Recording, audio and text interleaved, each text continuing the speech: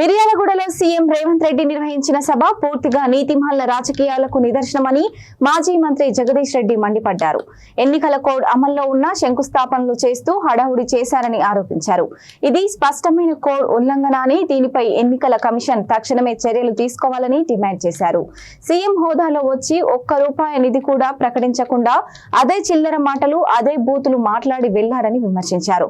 మిర్యాలగూడ సభలో తమ పార్టీకి చెందిన మాజీ ఎమ్మెల్యే భాస్కర్ రావు పై కూడా అనుచిత వ్యాఖ్యలు చేశారని ఆరోపించారు.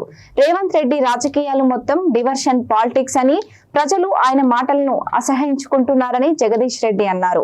డైవర్షన్ చేయడంలో రేవంత్ రెడ్డి దిట్ట అని వ్యాఖ్యానించారు. సీఎం మాటలను ఆహా ఓహో అంటూ వత్తాసు పలుకుతూ కొన్ని మీడియా సంస్థలు వార్తలు రాస్తున్నాయని విమర్శించారు. తెలంగాణ చరిత్రలో ఇంత చెత్త ముఖ్యమంత్రి ఎవరు ఉండరని, రేవంత్ రెడ్డి ఓ పనికిరాని సీఎం అని తీవ్ర వ్యాఖ్యలు చేశారు. ఎన్నికలు వచ్చినప్పుడే రైతు బంధు ఇస్తామని చెప్పడం మోసపూరిత రాజకీయమని ఆరోపించారు. రైతు బంధు అనేది రైతుల హక్కు అని, తప్పనిసరిగా ఇవ్వాల్సిన నిధులను ఇప్పటికీ 3 సార్లు ఎగ్గొట్టారని విమర్శించారు. మున్సిపల్ ఎన్నికలు ఉన్నాయనే కారణంతో మరోసారి రైతులను మభ్యపెట్టేందుకు రైతు బంధు ఇస్తామని సన్నాయి నొక్కులు నొక్కుతున్నారని ఆరోపించారు.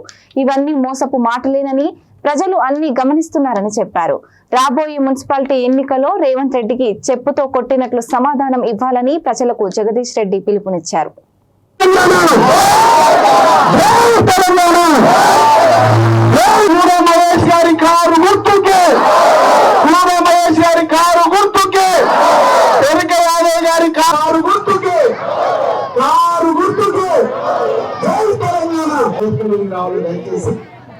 మరి అందరూ కూడా కొంత నిశ్శబ్దంగా ఉండాలి. మంత్రి గారు వస్తారు. ఇక్కడ పనులు క్యాన్సిల్ చేసి మీ పాలనలు డబ్బులు తీసుకుపోయి ఎక్కడెక్కడో వాళ్ళ ఇష్టం ఉన్న కాడ వాళ్ళ అబ్బ చాలు వేసి కాంగ్రెస్ నాయకుల రూపాయలు ఇవాళ కాంగ్రెస్ నాయకులు ఇక్కడ ఉన్నటువంటి కోమటిరెడ్డి వెంకరెడ్డి మంత్రిగా ఇక్కడ క్యాన్సర్ చేపి 234 కోట్ల రూపాయలు మీ డబ్బులు కేసీఆర్ సాయిటు బిడ్డలు చెప్పలే, లేకపోతే కొడుకు చెప్పలే, సయ్యున పోయినరు.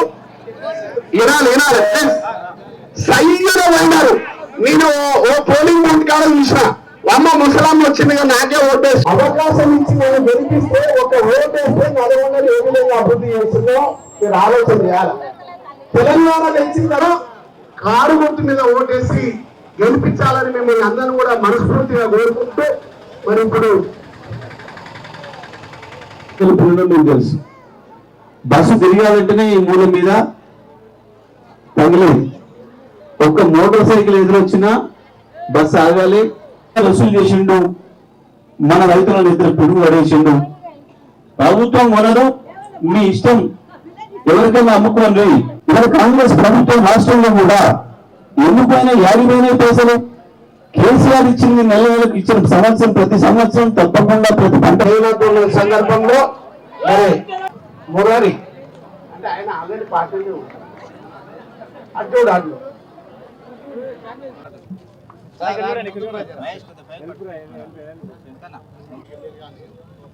ఓకే అందరు నమస్కారం. Thank you.